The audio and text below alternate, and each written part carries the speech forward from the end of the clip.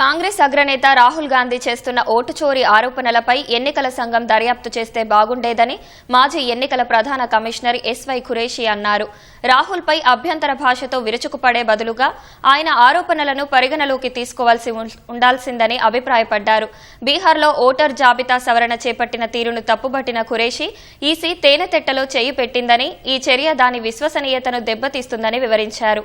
తన డెమోక్రసీ హార్ట్లాండ్ పుస్తకాన్ని విడుదల చేసిన సందర్భంగా ప్రసంగించిన ఖురేషీ ఈసీపై ఆరోపణలు రావడం తనను బాధిస్తోందంటూ విచారం వ్యక్తం చేశారు. ఈ విషయంపై ఈసీ ఆత్మపరిశీలన చేసుకోవాలని సూచించిన మాజీ సీఈసీ అన్ని శక్తులు ఒత్తిళ్లను ఎదుర్కొని తన కర్తవ్యాన్ని పూర్తి చేయాలని నిర్దేశించారు. ప్రజల విశ్వాసాన్ని, ప్రతిపక్షాల నమ్మకాన్ని ఎన్నికల సంఘం గెలుచుకోవాలన్న ఖురేషీ తాను సీఈసీగా ఉన్నప్పుడు విపక్షాలకు ఎక్కువ ప్రాధాన్యం ఇచ్చేవాడినని వివరించారు. విపక్ష నేతలు ఎప్పుడు కలిసేందుకు వచ్చినా అపాయింట్మెంట్ ఇవ్వాలని తన సిబ్బందికి సూచించేవాడినని వివరించారు.